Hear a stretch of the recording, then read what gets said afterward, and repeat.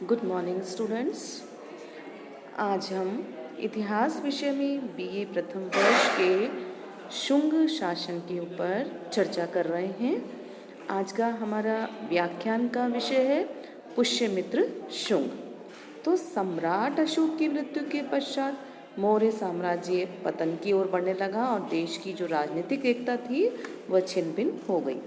केंद्रीय शासन की दुर्बलता के कारण अनेक प्रांत स्वतंत्र हो गए और सभी जगह अशांति और अराजकता फैल गई। कश्मीर, गंधार, कलिंग आदि प्रांतों ने अपनी स्वतंत्रता की घोषणा कर दी और इनका अनुसरण करते हुए महाराष्ट्र और आंध्र भी अपनी स्वतंत्र सत्ता स्थापित करने में सफल हो गए।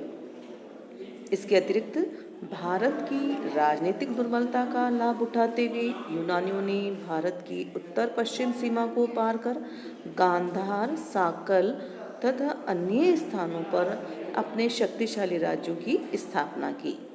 इन परिस्थितियों में मौर्यों के विरुद्ध एक राजनीतिक क्रांति हुई, जिसके फलस्वरूप शुंग वंश का स्थापना हुई और इस क्रांति का जो नेता था वो था पुष्यमित्र शुंग। तो पुष्यमित्र शुंग कौन था? मौर्य साम्राज्य शुंग साम्राज्य का संस्थापक। इसने अंतिम मौर्य सम्राट जो वृद्धदत्त था उसकी हत्या करके मौर्य वंश को समाप्त करा और नए राजवंश की स्थापना की, जो इतिहास में शुंग वंश के नाम से प्रसिद्ध है। मौर्य वंश का जो अंतिम राजा था वृद्धदत्त, वो एक अयोग्य, विलासी, दुर्बल राजा था। पुष्यमित्र शुंग उसका सेनापति था। उसने क्या करा, इन परिस्थितियों का लाभ उठाया और उसकी हत्या कर दी, उसका वध करके मगध साम्राज्य पर अधिकार कर लिया। बाणभट्ट नाम सुन रखा हुआ आपने। बाणभट्ट ने उसकी पुस्तक का नाम है हर्ष चरित्र। आपको ये याद रखना है, लिख लीजिए आप। बाणभट्ट, इसकी पुस्तक का नाम है हर्ष चरित्र। उसने क्या लिखा है कि मौर्य नरेश जो वृद्धदत्त था वो एक दुर्बल बुद्धि का शासक था। एक बार जब अपनी सेना का निरीक्षण कर रहा था तब उसका जो सेनापति था पुष्यमित्र, उसने उसकी हत्या कर दी। सेना ने इसका कोई विरोध नहीं किया। मतलब ऐसा प्रतीत होता था कि प्रजा और सेना मौर्य सम्राट वृद्धदत्त से असंतुष्ट थी और पुष्यमित्र शुंग के पक्ष में थी, क्योंकि सेना के समक्ष राजा की हत्या करना सहज बात नहीं थी। तो वस्तुतः उसके शासनकाल में प्रांतीय राज्यों के स्वतंत्र हो जाने से मौर्य साम्राज्य छिन्न भिन्न होने लगा था और बाहरी शत्रुओं के आक्रमण होने लगे थे। लेकिन सम्राट क्या था, इन संकटों के प्रति उदासीन था। प्रजा और सेना में भी आपस में कोई निकट संपर्क नहीं था। ऐसी स्थिति में देश की रक्षा के लिए इन राष्ट्र विरोधी शक्तियों का उन्मूलन आवश्यक जानकर सेनापति पुष्यमित्र ने निरीक्षण के दौरान दुर्बल मौर्य सम्राट वृद्धदत्त की हत्या कर दी। तो इस प्रकार क्या हुआ, मगध साम्राज्य पर शुंग वंश का राज्य स्थापित हुआ। ठीक है। अब इसने क्या करा था, अश्वमेध यज्ञ किया था, उत्तर भारत के अधिकतर हिस्सों पर अपना अधिकार किया। मौर्य साम्राज्य के साथ साथ बौद्ध धर्म का भी अंत किया। पुष्यमित्र शुंग के समय की जो सबसे महत्वपूर्ण घटना थी वो था यवनों का आक्रमण। अब हम इसकी उपलब्धियों के बारे में चर्चा करेंगे। पुष्यमित्र शुंग की उपलब्धियां क्या क्या थी। पहला तो इसका ये था कि पुष्यमित्र शुंग मगध साम्राज्य का संगठन। पुष्यमित्र का जो राज्यरोहण था अपन ने पढ़ा इसी में, इस वीडियो में, कि हत्या कर यह रक्तपूर्ण क्रांति का प्रतिफल था। अर्थात मतलब उसने रक्त द्वारा या शक्ति के बल पर अपनी सत्ता की स्थापना की थी। तो उसकी सभी कार्य और उपलब्धियां रक्तपातपूर्ण हैं। शासक बनने के बाद पुष्यमित्र जो सेनापति था, सेना से उसका निकट का संबंध था और उसकी सेना भी उसकी अनुगामी थी।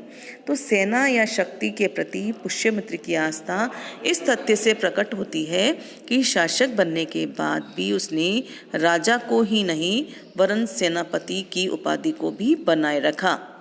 उसके समस्त अभिलेखों में उसे सेनानी और सेनापति के नाम से ही संबोधित किया गया था।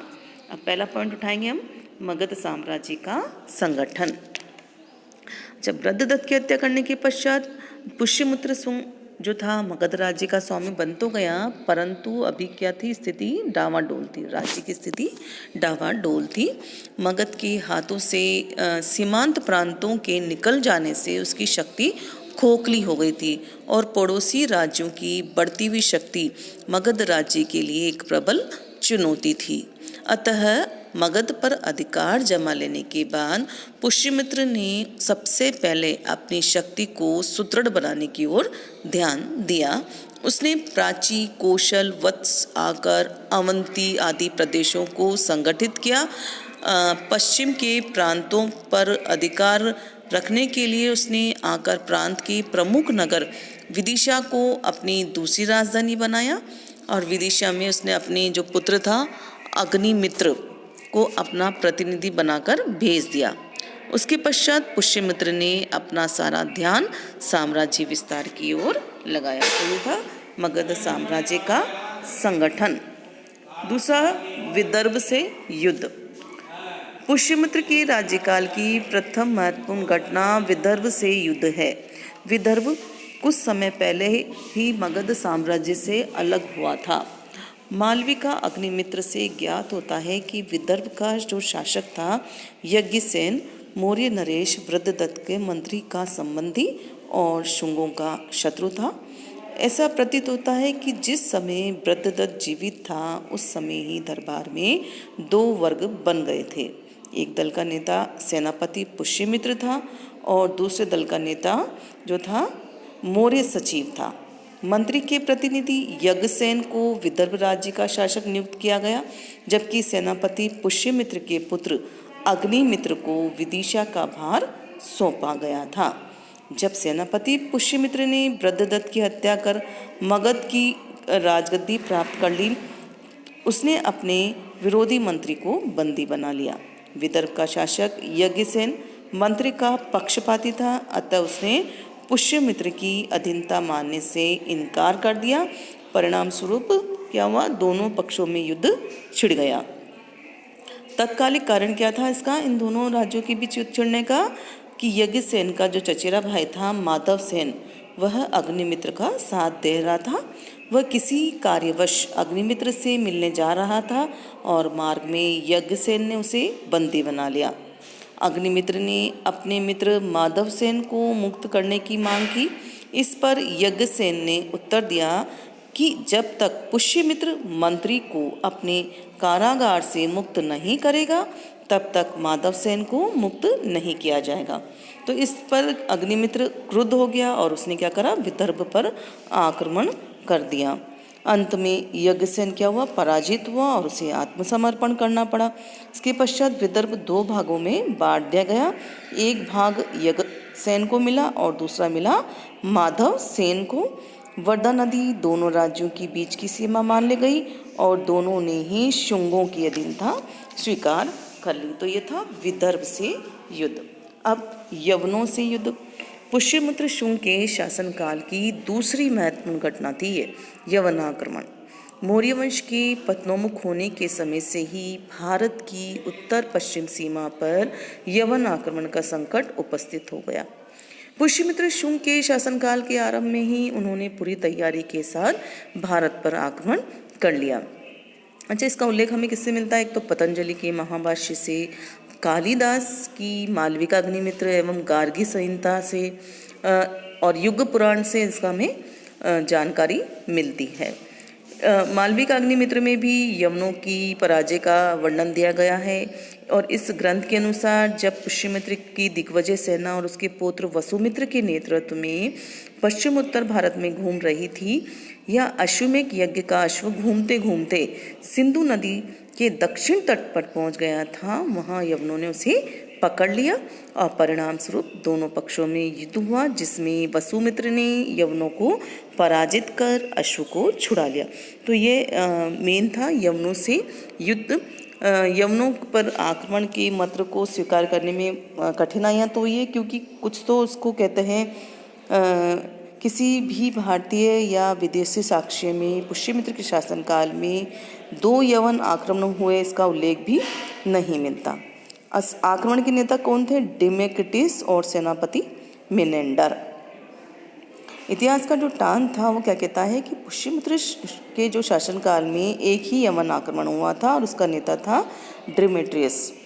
उसने उसके साथ जो उसका भाई था अपोलोडोरस और सेनापति मिनेंडर, उसको भी वो अपने साथ लाया था। और इसने डिमेट्रियस ने क्या, व्यास नदी तक ही आया और तक्षशिला को केंद्र बनाकर अपने भाई और जो उसका साथ सेनापति था ना मिनेंडर, उसको पूर्व की ओर विजय के लिए भेजा। यद्यपि भारतीय साक्ष्य दक्षिण विजय का उल्लेख नहीं करते, किंतु यूनानी साक्ष्यों से इस तथ्य की पुष्टि होती है। जिस समय मिनेंडर ड्रिमेस के आदेशानुसार उत्तरी भारत पर विजय की तैयारी में संलग्न था, उसी समय पुष्यमित्र शुंग ने शासक बनने के बाद किए गए अश्वमेध यज्ञ का अश्व सिंधु नदी के किनारे पहुंचा दिया, जहां यवनों ने उसे पकड़ लिया। अतः पुष्यमित्र के पुत्र वसुमित्र ने यवन सेना से युद्ध कर उसे परास्त किया और इसी युद्ध का उल्लेख मालविकाग्निमित्र में भी हुआ था। तो किंतु सिंधु नदी के तट पर हुई पराजय से मिनेंडर हतोत्साहित नहीं हुआ और उसने पूरी तैयारी कर शुंग साम्राज्य पर आक्रमण कर विजय प्राप्त की और पाटलिपुत्र तक पहुंच गया। और इसका उल्लेख किसमें है? गार्गी संहिता में। तो ये था यवनों का आक्रमण। अब इसके बाद हम देखेंगे पुष्यमित्र शुंग का राज्य विस्तार। पुष्यमित्र शुंग का जो राज्य विस्तार है सिंधु नदी तक फैला हुआ था। उसके साम्राज्य की जो सीमाएं, पश्चिम सीमा मथुरा और दक्षिण में नर्मदा नदी के दक्षिण साम्राज्य तक फैली हुई थी। यद्यपि प्रारंभ में तो पुष्यमित्र शुंग का जो राज्य सिंधु नदी तक फैला हुआ था, परंतु क्या हुआ, जब यवनों का आक्रमण हुआ था तो उसके परिणाम स्वरूप बहुत सा भाग पुष्यमित्र के हाथ से निकल गया था। अब फिर भी उसके साम्राज्य की जो सीमा है, पश्चिम सीमा मथुरा तक थी और दक्षिण में नर्मदा नदी के दक्षिण तक का उसका साम्राज्य फैला हुआ था। विदिशा भी उसके साम्राज्य के अंतर्गत था और विदर्भ का एक भाग भी उसके अधीन था। पूर्व में मगध साम्राज्य की जो पुरानी सीमा तक उसका साम्राज्य का विस्तार था और बिहार और बंगाल का अधिकांश भाग उसमें सम्मिलित था।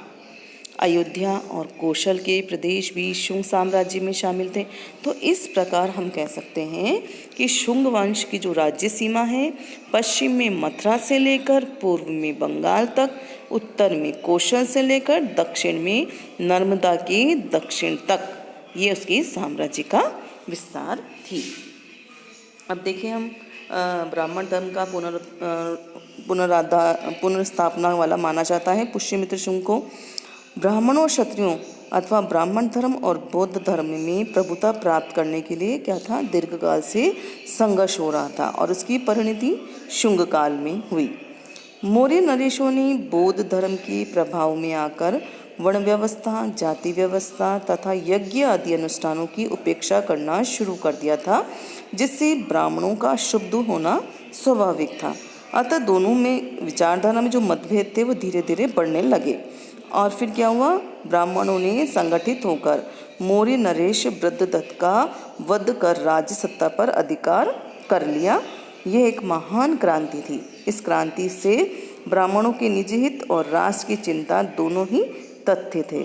इस क्रांति का नायक कौन था? पुष्यमित्र शुंग। वो स्वयं एक ब्राह्मण था, इसीलिए उसके द्वारा ब्राह्मण धर्म की प्रतिष्ठा को पुनर्स्थापित करने का भरकस प्रयास किया गया। ब्राह्मण धर्म की पुनरुत्थान का जो कार्य शुंगों ने प्रारंभ किया था, उसे कंडव और सातवाहनों ने भी जारी रखा। तो ये उसके ब्राह्मण धर्म का उसको पुनरुद्धार माना जाता है। अश्वमेध यज्ञ किया था इसने। भारतीय जो राजनेता या राजप्रेरणाताओं ने चक्रवर्ती सम्राट के लिए अश्वमेध यज्ञ करते ना, तो ये परंपरा प्राचीन काल से ही चली आ रही थी। लेकिन उस समय क्या था कि वैदिक धर्म के हिंसात्मक रूप के विरुद्ध अहिंसा प्रधान धार्मिक क्रांति और इन अहिंसा प्रधान धर्मों में राज्याश्रय प्राप्त हो गया था। मतलब बौद्ध धर्म और जैन धर्म आ गए थे ना, तो ये सब बंद हो गए थे। अब क्या हुआ, क्रांति हुई, तो उस समय अश्वमेध यज्ञों की एक परंपरा समाप्त सी हो गई थी। किंतु ब्राह्मण और ब्राह्मण धर्म का पुनरुद्धारक होने के कारण पुष्यमित्र शुंग ने ब्राह्मण व्यवस्थाकारों द्वारा प्रणीत अश्वमेध यज्ञों कि उस परंपरा को पुनः प्रारंभ किया जो कि नंदों और मौर्यों के समय लुप्त हो गई थी। पतंजलि की महाभाष्य, कालिदास के मालविकाग्निमित्र, हरिवंश पुराण और अयोध्या अभिलेख में पुष्यमित्र द्वारा किए गए अश्वमेध यज्ञों का विवरण मिलता है। प्रथम 3 साक्ष्य केवल एक अश्वमेध यज्ञ के हैं, किंतु अयोध्या अभिलेख के अनुसार पुष्यमित्र शुंग ने 2 अश्वमेध यज्ञ किए। ये आपके एक नेट का भी क्वेश्चन है, जीके का क्वेश्चन है आपके कि कौन से अभिलेख से पता चलता है कि पुष्यमित्र शुंग ने 2 अश्वमेध यज्ञ किए, तो हमारा आंसर है अयोध्या अभिलेख से। यद्यपि अन्य किसी साक्ष्य के 2 अश्वमेध यज्ञों की पुष्टि नहीं करते, किंतु मालविकाग्निमित्र और पतंजलि के महाभाष्य के अंतर साक्ष्यों से ऐसा विदित होता है कि पुष्यमित्र शुंग ने 2 अश्वमेध यज्ञ किए थे। अब मैं नेक्स्ट स्लाइड आपको दिखा रही हूँ। ये सारी इस स्लाइड में आप पूरा पुष्यमित्र शुंग का राज्य शासन है, कहाँ तक उसकी सीमा का विस्तार था, ये दोनों स्लाइडों में आप देखिए शुंग वंश का जो शासन था किस तरह से था। मुझे पूरा विश्वास है कि आपको ये पुष्यमित्र शुंग समझ में आ गया होगा। धन्यवाद।